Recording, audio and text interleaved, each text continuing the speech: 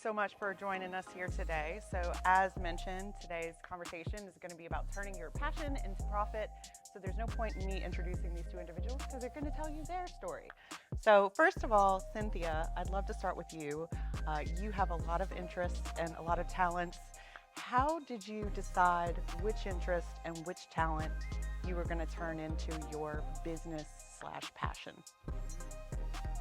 Well, good morning. Is this mic on?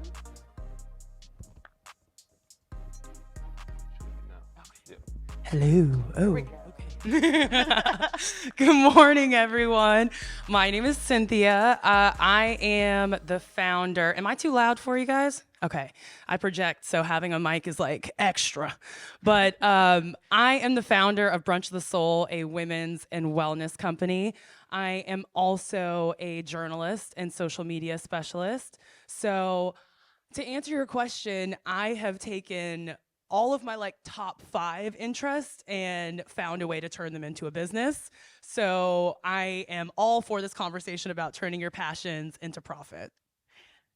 And Aaron, if you could answer the same question for us. I guess for me, they found me. I had no plans on doing some of the things that I do currently. I guess it would stem from just how I was raised, like being involved in sports, being involved in like technology stuff, loving computers. So in a sense, they found me. I mean, that was my passion to like deal with them and teach certain things, and the profit started coming. So I would say they found me. And explain to us exactly what it is you're doing these days. Okay, so most people know the companies, not me. Elite is one of them. It's a sports apparel company, so we outfit teams, organizations across the nation, literally from California to New York. And also we have a storefront here in Baton Rouge where people can come in and just shop for regular everyday clothing, from athleisure wear to workout gear. Yep. Very cool. And then also, if you're attending sports events across the state, you might use our platform to purchase a ticket, which is Easy Tix, utilized by many schools and companies, here in Louisiana, and actually California. We do have a few in California. If you have kids, you may deal with it as well, I hate to say. But that was the first company, which is I Develop Skills Academy. It's a youth sports and educational company. So you want your kids in sports, and then without summer camps, they also implement education with math and English and everything like that. Right. Anyone who's athletically inclined has probably had visions of doing something with athletics as they grow older. And not a whole lot of us manage to take that, hone in on it, and do it. So how did you take that love of sports and translate it into a business and a career? I guess I like the teaching aspect. My first time, as far as teaching kids or young adults, was in Kentucky.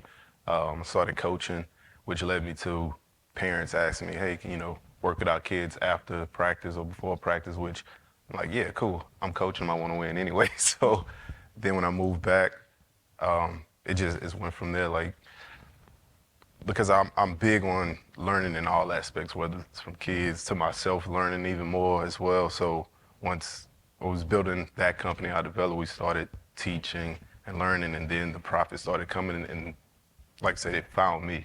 So, all right, there was no business plan. And then you figure it out as you go, and just make things better and keep growing. Yeah.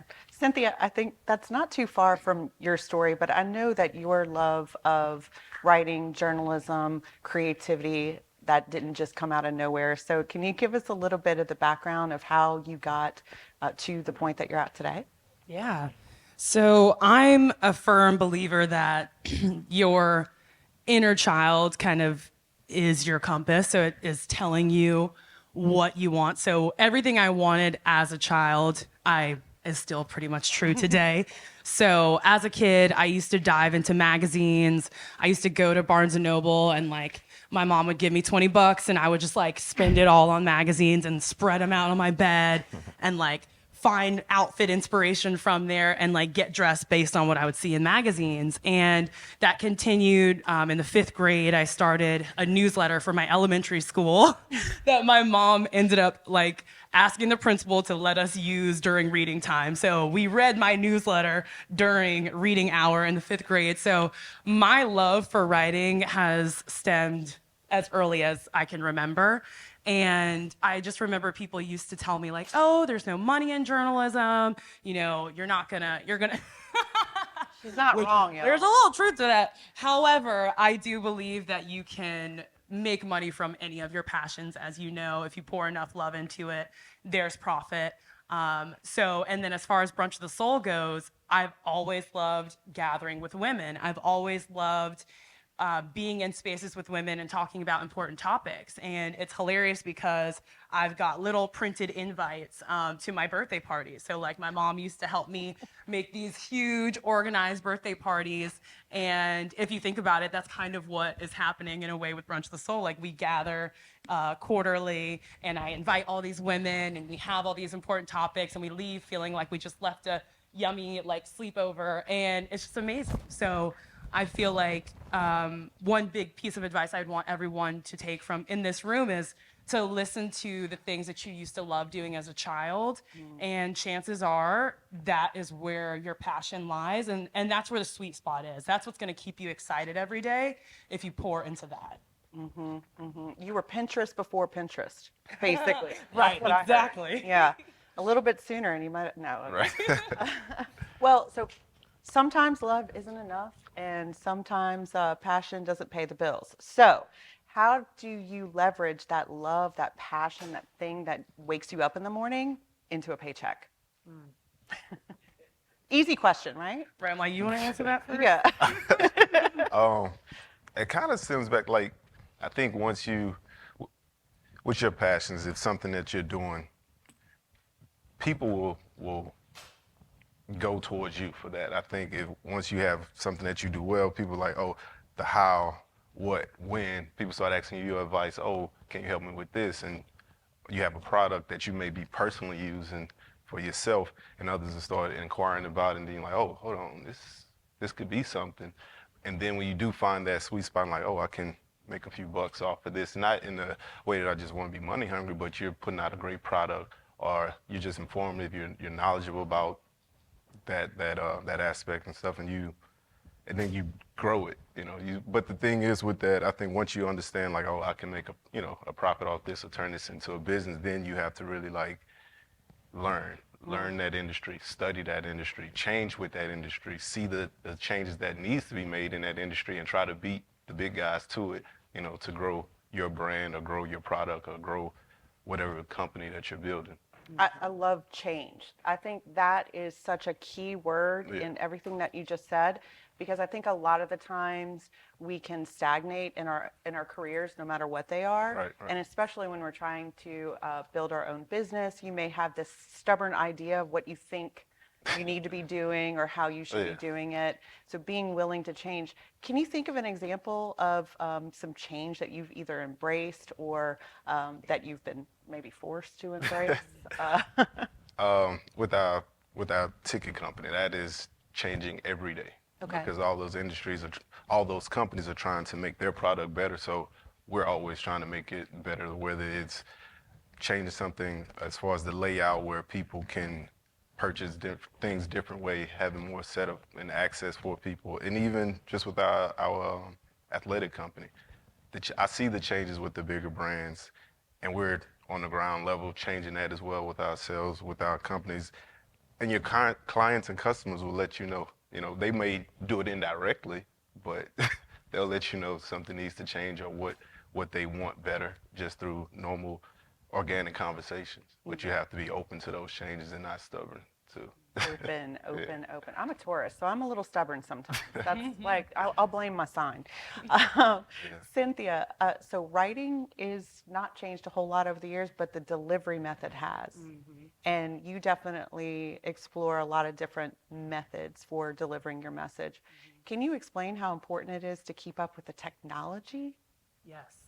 Yes, people are changing the way that they consume information every day. So you really do have to get on the ball and just be able to listen to what's going on. So I have to be just partially as much of a consumer as I am a creator. So I have to pay attention to how people are consuming information, how I want to consume information, and then I try to help put that out. So for example, people aren't just reading printed stories. They're digesting reels, they're digesting TikTok. So I have to get on TikTok. I have to get on reels. I have to promote my stories on Instagram stories. Like it's a whole thing, it's a whole ecosystem. And so I have to dive right in and be okay with that. And then also I want to mention that you have to be your biggest cheerleader. So in business in general, right? Nobody is going to come. If you're not marketing your business, no one's just going to come to you, right? You have to market your stuff. So I am constantly like pushing out my stories. Well, not constantly. I don't always, and I want to be better about that. But it would help if I pushed out my stories, like, hey, pushing it out. Like I think of like, forgive me, but like pyramid scheme workers, right? Okay. They grind. They work their butts off. They invite you. They will personally reach out to you. They'll contact everyone on their contact list. Like they are on it. And we have to have that same hunger. Like as a business owner, as a founder, you have to have that same hunger. Like contact everyone in your contact list. Have events. Like do printed ads. Like I've started to go back to print. I found the value in print. Like I've only marketed Brunch the Soul on Instagram and Facebook solely. For the last 5 years, I've had sold out events just based on marketing on social media. But this year has brought some changes. Everyone is consuming social media differently and they want more than that. They want a story, they want something tangible. So now I've started going as far as like printing flyers out and stapling them all around, going to local businesses, having conversations with people. Yeah. So I say all that to say you have to be your biggest cheerleader. You have to be able to adapt to change and be hungry. I love about that you're taking something that feels like an older method and incorporating it in a new way, and it's working for you. So I like that too, because evolution doesn't always mean the new technology or the new latest and greatest. Sometimes it means revisiting a thing that you've done in the past, and maybe it didn't work at that time, but maybe it'll work now. So I think that's really interesting. Okay, let's get to the meat of it. Let's talk about the lessons you've learned.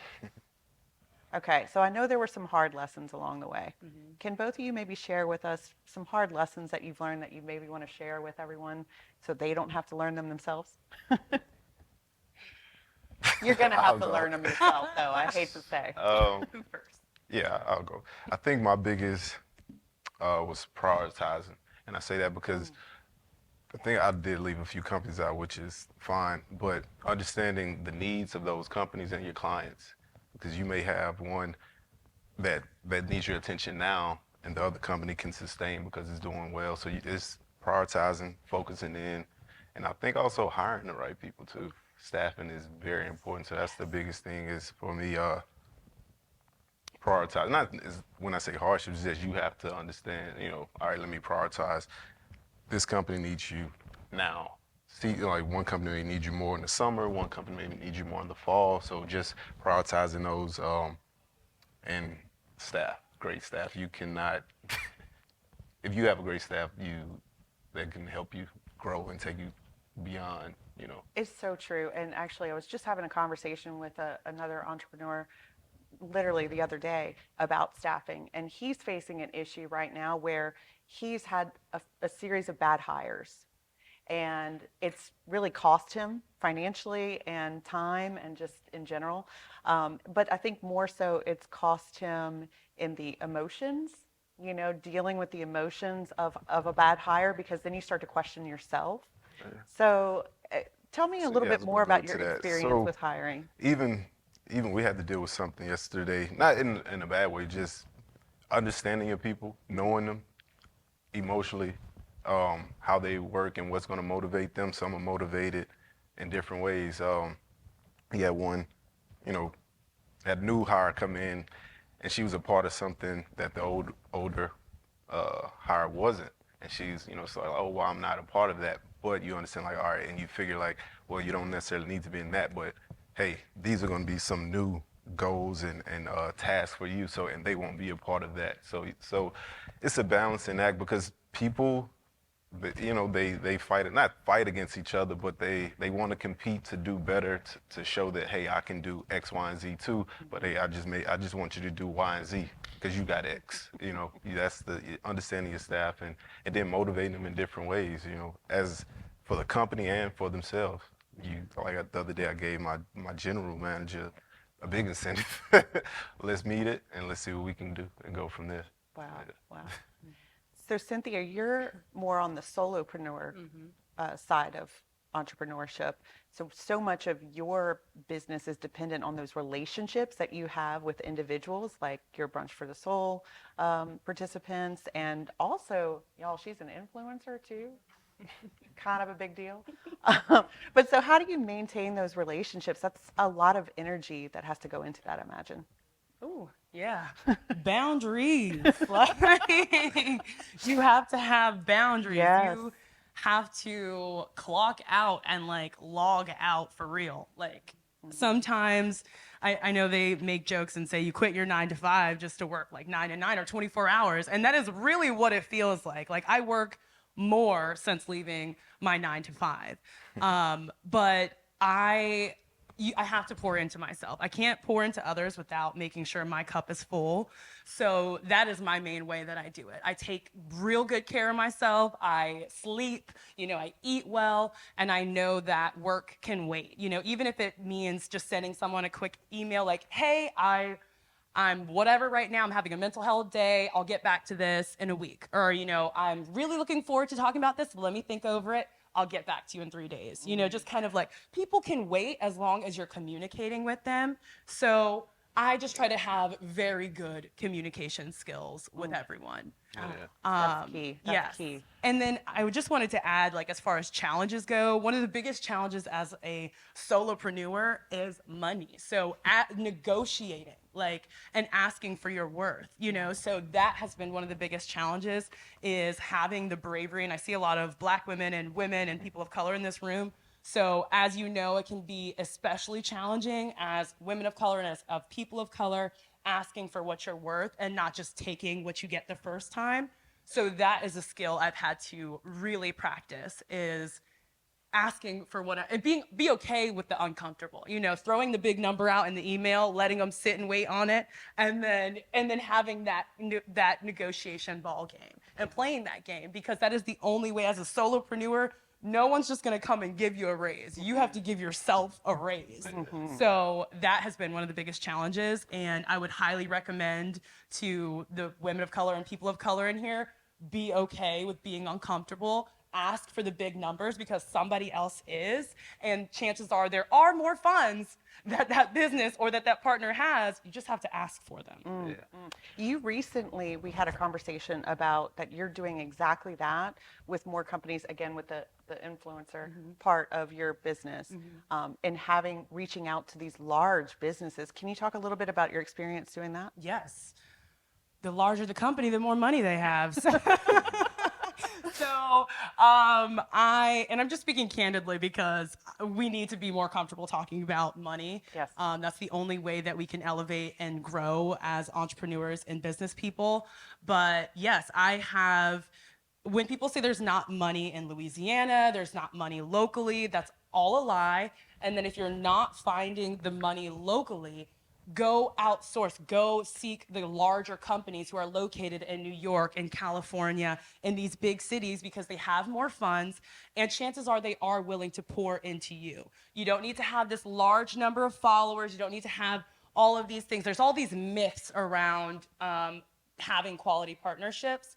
That is not true. You just need to have a story. You need to have a confidence. You need to be willing to have these conversations with these brands. And again, just ask for the big dollars. It's okay to play the game. It's okay to wait a couple of days. It's okay if they don't say yes the first time. But the more you're putting those feelers out there, the more you'll see that it's possible. Aaron, can you think of any myths in your industry? Myths? I would say going against the big brands. And even not necessarily going against the big brands, maybe for the companies that outfit people in the big brands. Okay. We go against I don't even like speaking of the companies, Put 'em brands, out there. but Put 'em out there. we have to go against the bigger brands. And actually, that's something I did want to piggyback back on is with the hardships. I think with entrepreneurs, you have to believe in what you're doing. There's gonna be times where people are not gonna see your vision. You have to be so focused on that journey, that road ahead, and you're gonna lose people on the way too. Yeah. Yeah. You're gonna lose people on the way, and then usually after you putting the work in, they'll come back because they saw your vision. Even from family members to friends, you just have to be honed in. Yeah. That's so good. That's so good. Okay, so we've got a great crowd here today. You've spoken to them a little bit already. I want to kind of start to wrap up and maybe share some last parting thoughts. What do you hope that everyone here today walks away from this conversation with? Small question again. Right. Little. I hope that everyone realizes that you can profit from your passion, obviously. I hope that you can see that you don't have to stay in the job that you're miserable in. You can leave, promise. And the universe will support you when you do that. When you are operating in your purpose, you will be supported. It might not happen instantly. You might experience a little bit of a struggle. It might even be years before you see a profit. I've been doing Brunch of the Soul for 5 years, and for however many years, I was not profiting. So I just want to let you guys know to keep going and to listen to your calling, because that is exactly what you're supposed to be doing. Similar to those, passion can be a profit. Like at the end of the day, passion can be a profit. Study. Like I don't think you can get enough of studying. Yeah. Like you have to study the market. You have to study yourself. You have to study the industry and always be willing to learn and change. And I think with I got thrown off from real quick. That's okay. But I studying and just be willing to grow. Oh, that was it. Start. You have to start. You have to start. You have to start. A lot of people, I'll start next year. I'll start when I do this. I'll start now and figure it out on the way. Yeah. It may be some bumps, a lot of bumps, but start. You can't figure it out without starting. Yeah. Yeah. I know personally, I have been working to evolve towards my own thing. And the hardest part for me was setting that date, was saying on this date, this is it. This is when I'm going to go full in. And I think you're exactly right. You just have to lean in and go for it. Yeah. And I think you've both done exactly that. So at this point, I'd love to open the conversation up to you guys out there and see if anyone has any questions they'd like to ask either of these wonderful individuals. If you do, just jump on up and start talking. You do. Come on, jump up. Oh, it's fine. No? All right. Well, we'll just keep talking then. How you doing? How do y'all see expanding? I'm on the K-12 side, so I'm here to kind of learn a little bit how to reach students in high school and in middle school and bring them up to entrepreneurship. And so how do y'all see engaging young students in that process of discovering their passion at an earlier age, especially as the state of Louisiana moves more toward industry-based certifications and being able to branch off in those areas?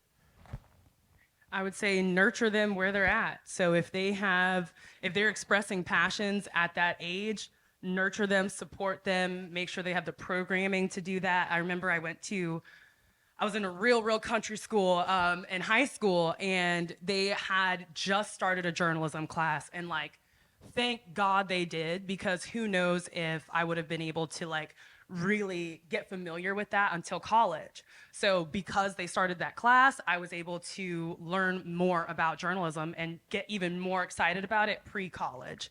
So I would say nurture them, all their passions right there. I don't know, work with a counselor, make sure that they have they can see different things, and maybe bring people like us or other people in various professions into the school setting to give them an idea of what it can look like, what they can be. They don't they don't know what they can be if they can't see it. So maybe bringing more examples into the school setting so that they can see all that they can be.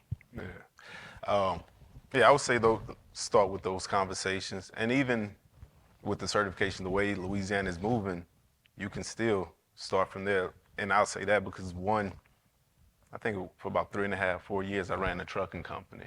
So we dealt with the logistics of a lot of the state. We were part of the new bill for the New Orleans airport. We were part of the BREW expansion. We were part of the Exxon's expansion in New Mexico.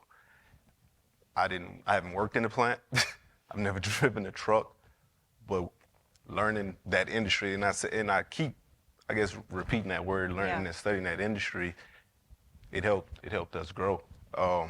So when I got in the trucking, I actually started understanding how the plant worked. I always thought everybody that worked in the plant worked for that plant. There's huge companies that have all of their people working in that plant. And with that, so we probably all may have heard of Turner Industries. I was, boom, Pearson Industries was next. I was studying it, trying to figure out, I'm like, oh, these are the guys that are putting the routes out.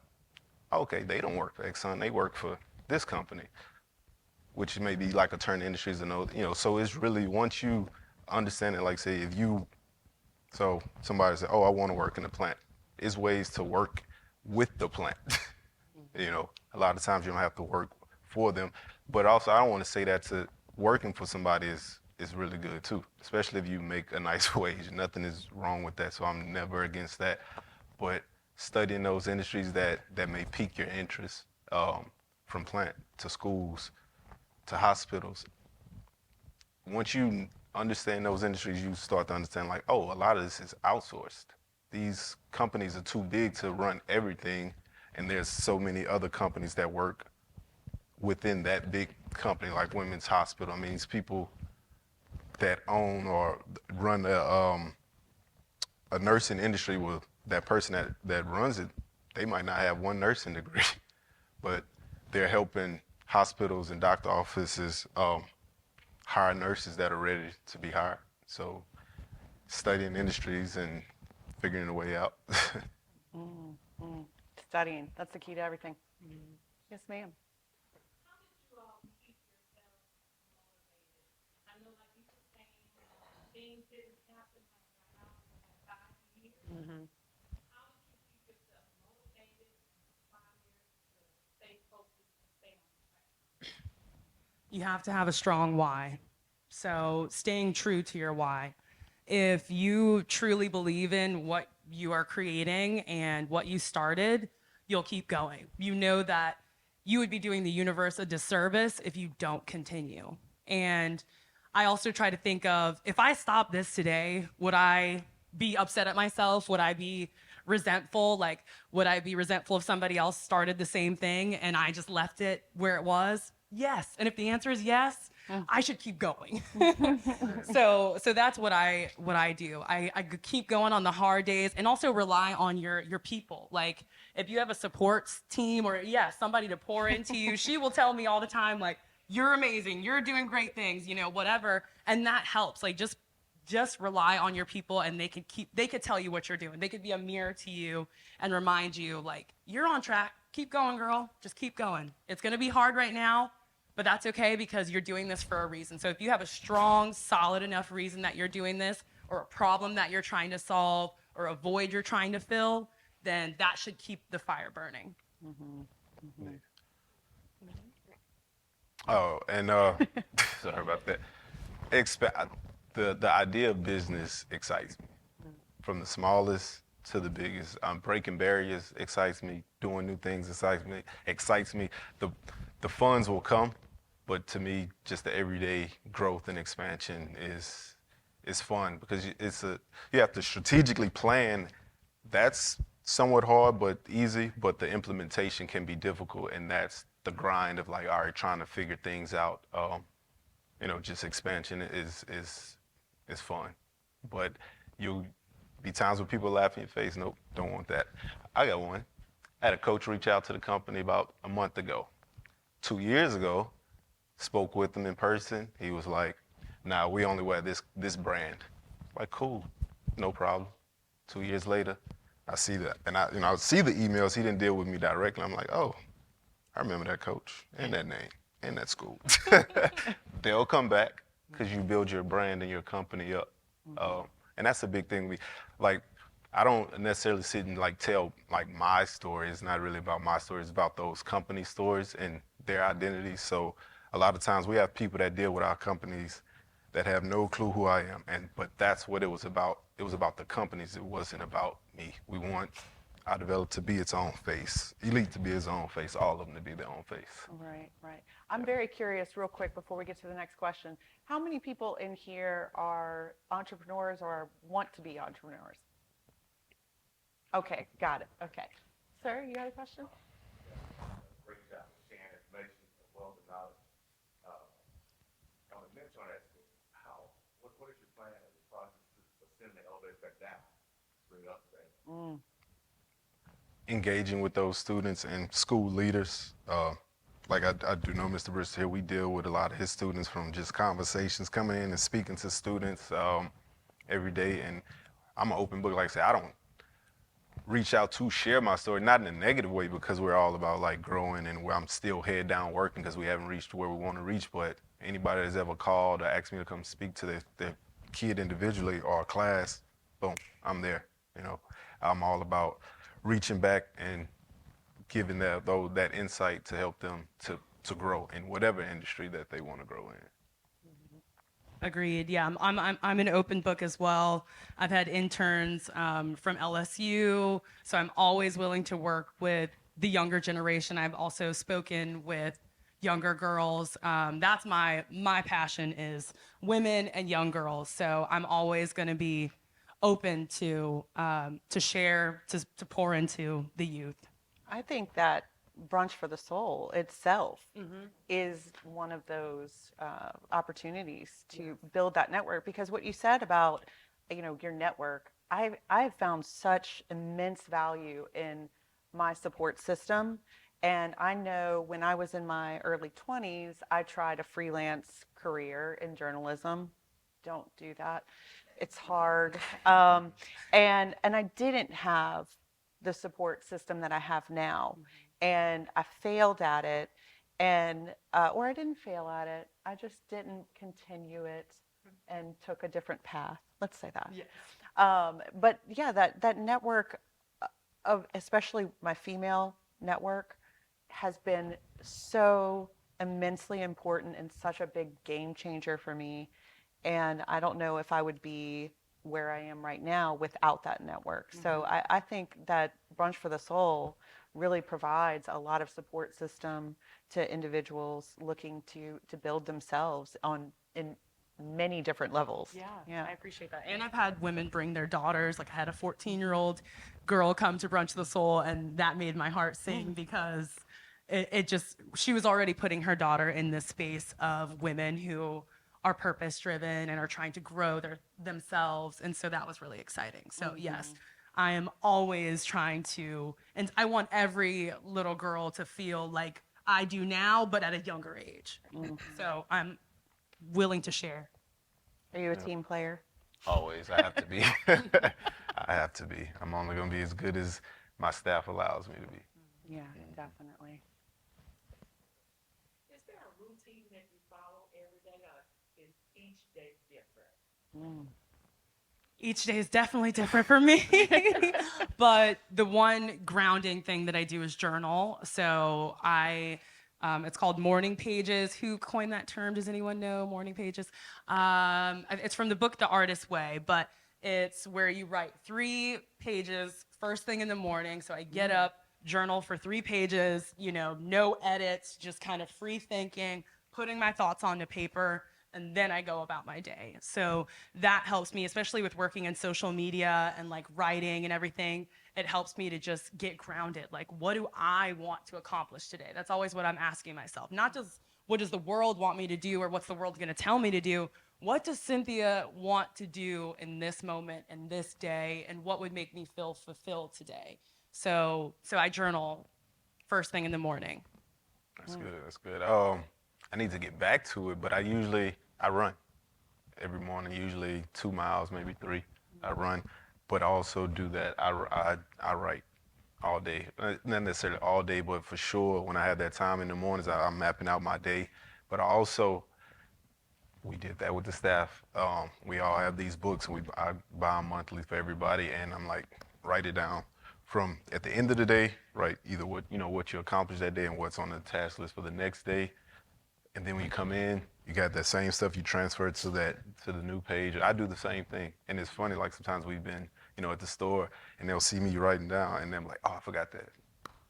Because that's why we want to write it down, because we're never going to remember, everything that we want to do. So it's a little bit different as far as like journaling to rehearse, but I like to know what I'm doing that day and what I need to do, or what things that I do want to accomplish, whether it's that day, something I didn't finish or I still want to do, I put that on the next page too. Yeah. I'm a very visual learner. Yeah, I agree with you on that. And I think that when you're talking about writing out the things that you want to get done, I think it's just as important to write out the things that you have gotten done. So I almost encourage people to, at the end of the day, reflect on what you've managed to accomplish for that day. Because I think a lot of the times, I know in previous jobs, if somebody would say, what do you do all day? And I go, what do I do all day? Because you go through the motions and you forget. So when I started working for myself, I document everything I do throughout the day, every minute that's spent.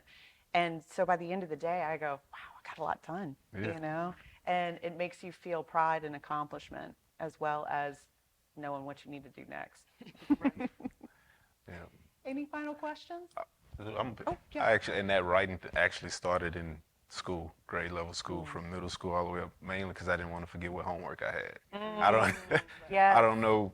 A lot of schools, I did want to forget what homework I had. So they went away from lockers now, but when I was in school, we had lockers, and teachers may or may not remind you, hey, you better bring that book with you. So it was really like, all right, math class, I got this homework, English, all this. So at the end of the day, boom, pulling it out. All right, grab that book. So, I want to jump over to this gentleman over here again, to your question about the youth. I know that for me, one of the most important classes I ever took in school was study skills. They had a class at McKinley Middle, and it was study skills. And I was so glad I took that class, because it really laid the foundation for the rest of my educational career. And it just makes me think about what you're talking about right now, because that was definitely part of study skills, was mapping out what you have to do and blocking things and making sure you really have a good map for what needs to get done. And so I might say focus on those study skills, those fundamentals, because that will translate into the career later on in life as well. Yep. And I want to add to, just before we end, I heard something yesterday that was really helpful for me, so I just want to drop it on you guys in case you need it too, based on this conversation. I think her name was Lynn Twist, and she said, like, one way to identify your calling is to ask yourself, what makes your heart sing, and what breaks your heart? Ooh. And then how do those two connect? So I'm gonna leave that to you guys to figure out. But it really touched me, and that was really helpful. So I like that. Yeah. I know identifying the things that don't bring me joy. I was thinking the other day, you do vision boards with your group. I love a vision board, but I want to do an anti-vision board. Like, what is not part of my vision? What do I not want in my life? I'm thinking about doing it seriously, because I have gotten really good at starting to identify the things that I don't want to be involved with, the projects that don't bring me joy, because I think that's almost the hardest part when you're starting out. You just kind of take everything that kind of fits within your vision, and you learn really quick the things that aren't actually part of that are really going to drag you down, and so some people can get dragged down all the way to not pursuing it further. So I love that. That's I great. do too. Well, this was an awesome conversation, don't you think?